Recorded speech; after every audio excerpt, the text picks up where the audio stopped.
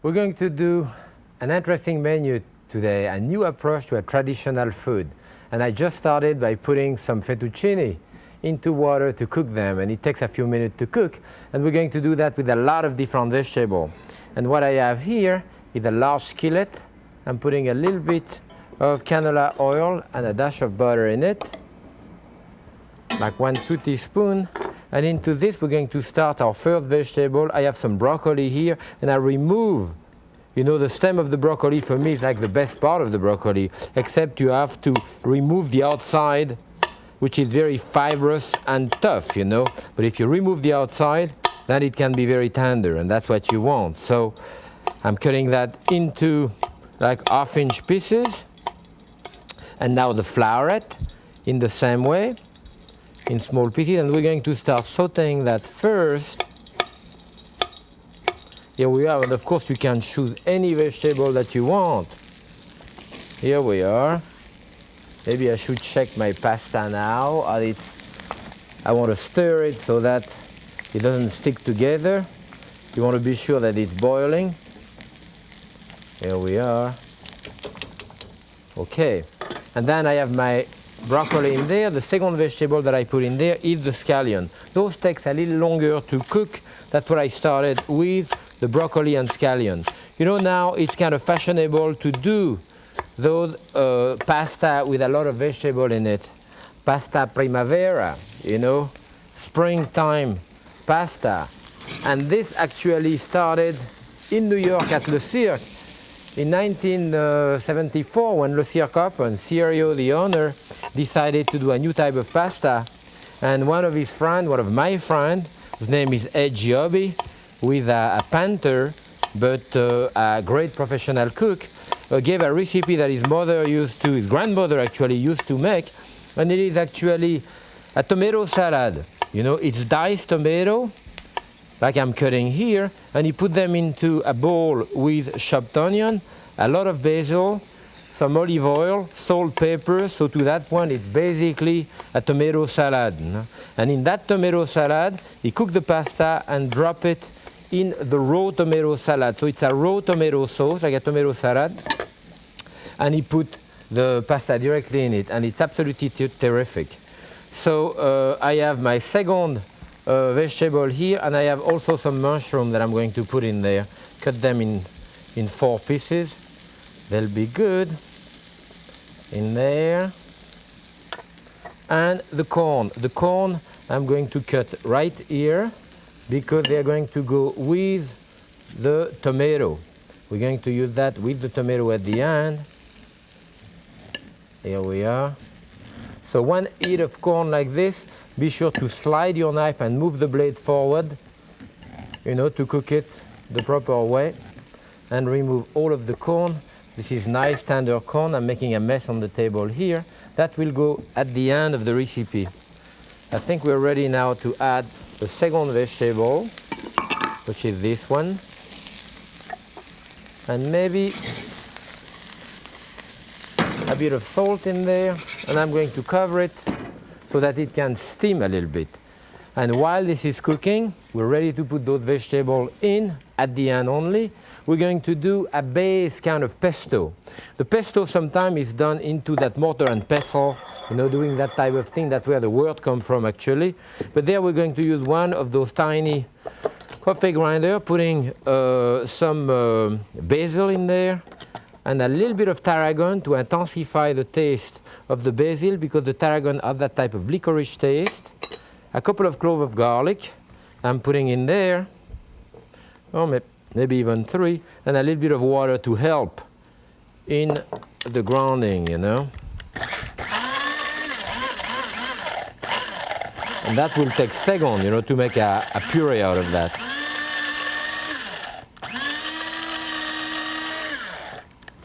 Beautiful. If it doesn't turn as much, you put another touch of flour, of water, and that will help. Here we have I have a beautiful green puree here, very flavorful. And we're going to put it directly into this. This is the base. And to that, the seasoning, of course, some salt, pepper, and a little bit of olive oil. Remember, we haven't put any oil in it now. So this is the base, and you can actually, this is a very light pesto. Conventionally, it has much more oil in it, and also probably more, it has nuts and other things like this. So this, we're going to look at that now. It's softening nicely.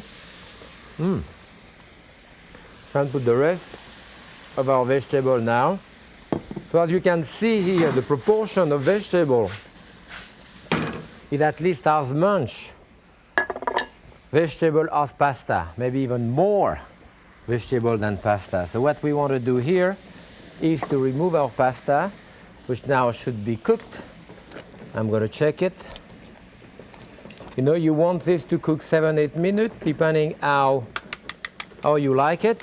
I like my pasta a bit al dente. So you drain it, I add it to it, and very often I add some pasta water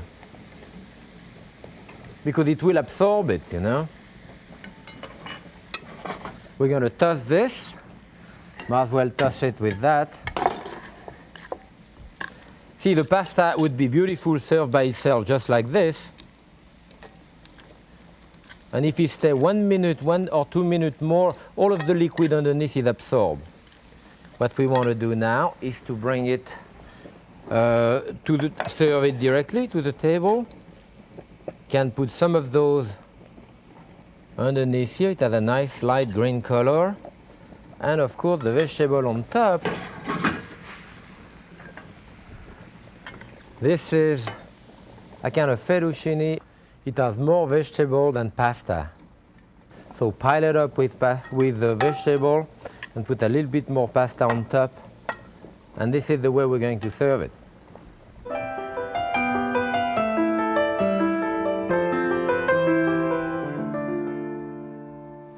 And now I want to show you how to make a terrific dessert with grapefruit. A grapefruit in nectar, we call. I've started a caramel here, and that caramel I have a 1/4 cup of sugar and a tablespoon of water. And we're going to let it cook until it turns into caramel.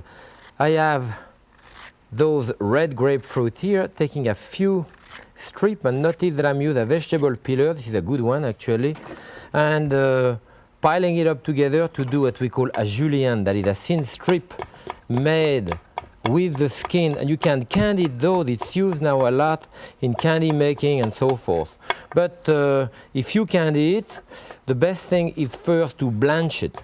What do we mean by blanch it? You put it in boiling water because the skin is pretty bitter, you know. So by doing it in boiling water, as we're going to do it, in blanching it like this, as we do, then it helps remove some of the bitterness. So you boil it for a few seconds, and during that time, I want to cut the center, the flesh, and as you see here, I'm cutting with a knife to remove all of the white cottony thing that we call the pith, and so that the grapefruit is totally nude. Here we are. This is blanched enough. I can cool it off in cold water now, and look at my caramel. My caramel is now ready. I'm going to stop it. It can stay like that for a couple of seconds. And with this, I want to cut the segment here in between. And what you do here, you run your knife along one of the membrane, twist the knife, and come back next to the next membrane. And like that, you remove only the flesh. Now, I want to use the juice of this, and what I'm doing here, removing, watch out not to cut your finger. That's it.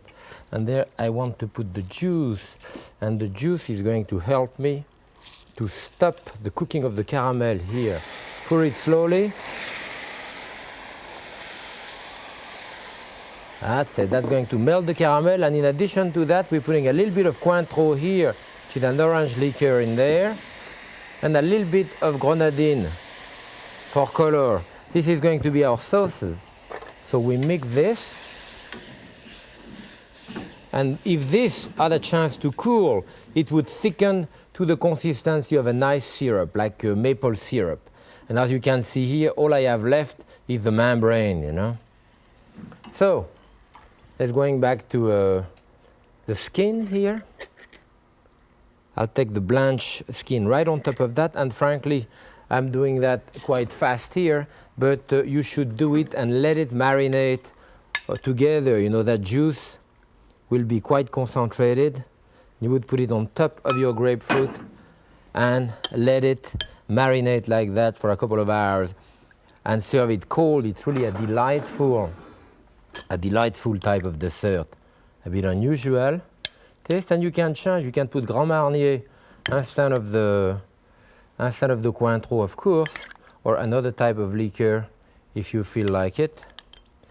Here we are here with a few of those skin on top, the juice in it, and we can top that up maybe with a little sprig of spearmint for the final touch. We have a great first course today in our new style type of menu. We're going to smoke scallop. You can smoke any type of fish, meat, or whatever, and it's really in style now. And of course, when you talk about smoking, first you talk about wood. All kind of wood on the market now. You can do your own too. I have here the classic hickory, and this is probably what's used the most. But then here I have thyme. You know, those are just the branch from the thyme. When you pick up the thyme, you keep the branch, dry them out. This is pecan wood. This one here is rosemary. So when you have those big branches of rosemary and removing the leaves out of it, just dry this and use that to smoke. It's very odoriferous, great amount of taste. Here I have maple wood with some corn husk, you know, which is dry out. And finally here, basil. You know, I have a lot of basil in my garden, and when I remove all of those leaves, this stay, you can dry it out and use that to smoke. You can use basically any type of smoke. Don't go to your husband or your wife's shop and pick up the sawdust there if you have a machine and if you do some work in your basement, because it may be likely that you're using a wood which has been pressure treated, if it's slightly greenish, and it's treated with poison, with arsenic actually, so it would be quite dangerous. So unless you know where the wood comes from, rely on those things here. But it's great. And you have a lot of diversification you do, and you can cook a long time or very little. Some people soak the sheep. I don't really soak them. I use them directly this way. Now the advantage of doing this in a small smoker, and you can do your own. You can buy a roasting pan, an old roasting pan, you don't know what to do with it. Put a rack on top, so you have space for the sawdust. You can also use sawdust. Yes, you can use sawdust or the chip like that. And you put a piece of aluminum foil on top, and you use that as a smoker. I have an old pan that I use at home. This is a very nice one. You put it on top of the stove and start smoking, putting your stuff directly underneath there. So you see what happened is that I put a little bit of that mixture here. Let's say that that amount of wood takes 6-7 minutes to burn. Then after that, I have no more smoke. So I only smoke for the amount of time or the amount of material that I put there. 2 minutes, 3, 5, 10 minutes. And after it stops smoking. But it still continues to cook. What I'm saying is that I could put a chicken or a turkey and smoke it for the first 5 minutes and leave it on the stove on low heat, and it continue cooking very slowly without the smoking. You see, very often people put too much smoke. There I smoke just a little bit. Or I can put fish or scallop, as I'm going to do, smoke them 3 minutes. I have enough of a smoke taste, and I remove them even if they are not cooked, and then I finish them in the oven. So I can really control exactly what I want to put, the amount of smoke that I want to put on top. But I put a dash of salt, dash of pepper, and a little bit of oil so it doesn't stick all over the place.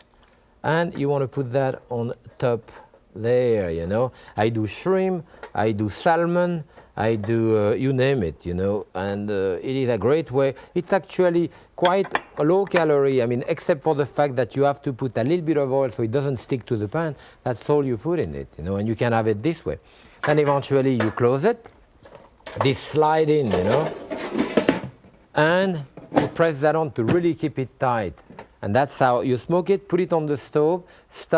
When it starts smoking, you lower the heat so that it smokes slowly. You don't really want to burn it, because if the heat is too fast, then you get a kind of acrid taste in it. And this is what I have here. I have some of the scallop smoking here, and I hope they are smoking okay. I put them a couple of minutes ago. Let me see them, see whether they are smoking nicely. So you will pick up some of the smoke here. They need a bit more smoking here. And while they are smoking, I'm going to do the sauce which goes with it. And I have an interesting mixture for the sauce here.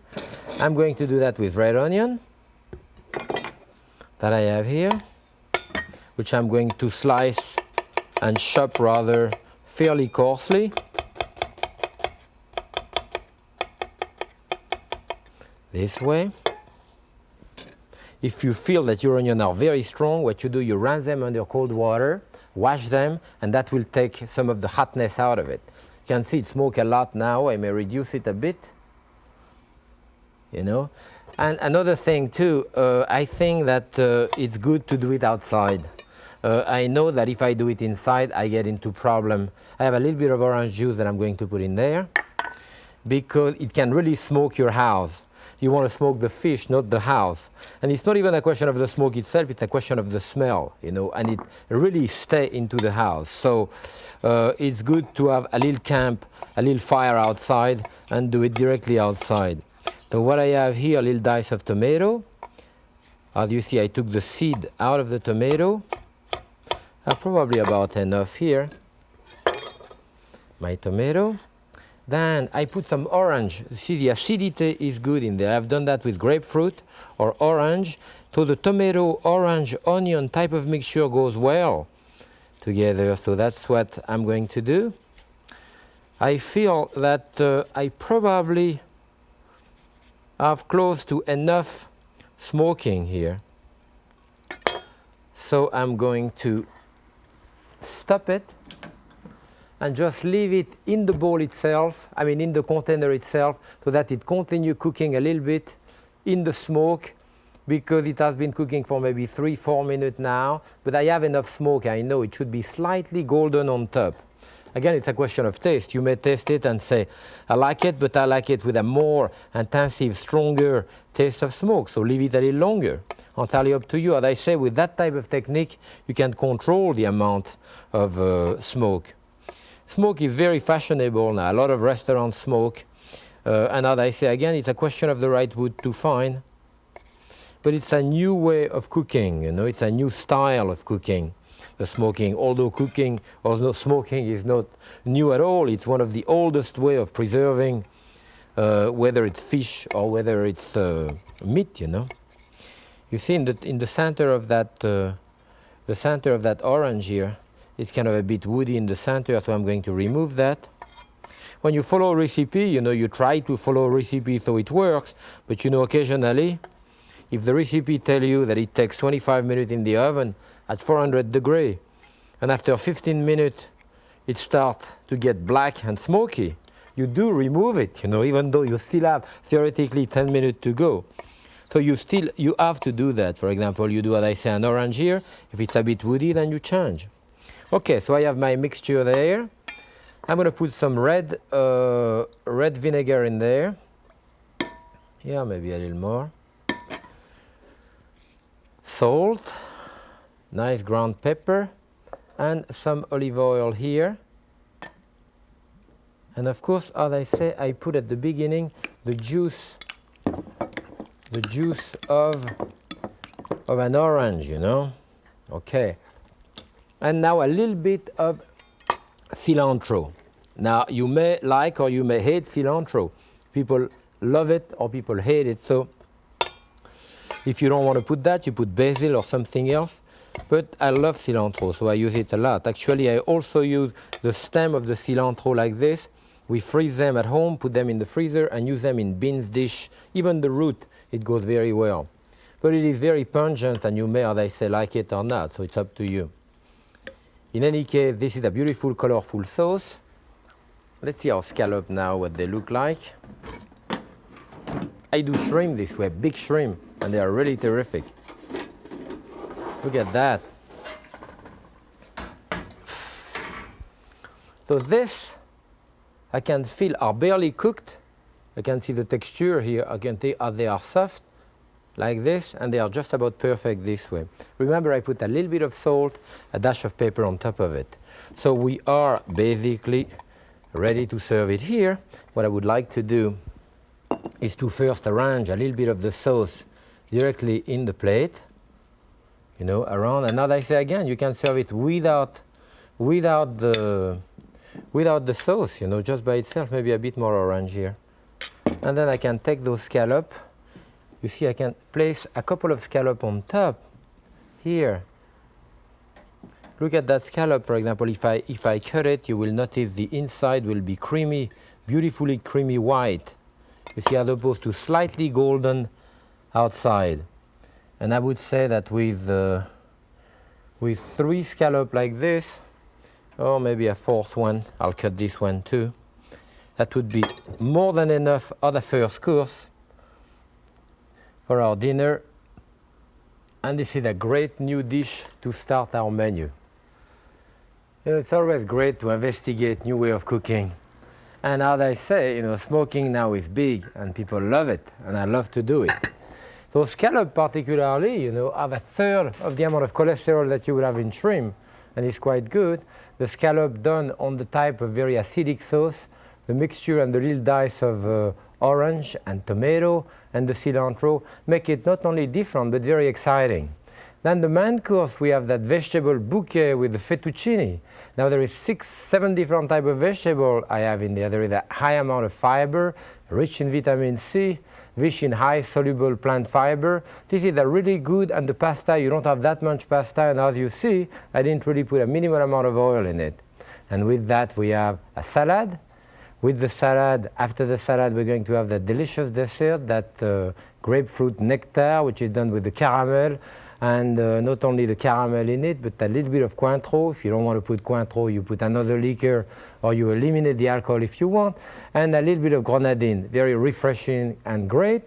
And to drink with it, we're going to use today agave di Gavi. This is a wine from the Piedmont region of Italy, a white wine from the Cortese grapes. And it is at its best, very luscious, excellent. It can rival some of the greatest Burgundy. And I'm sure that type of spicy, full-body wine is going to go so well with our meal today. I hope you enjoy learning with me how to smoke, and I hope you're going to do it with your friend, maybe outside the house. In any case, you will enjoy it. See you next time, and happy cooking.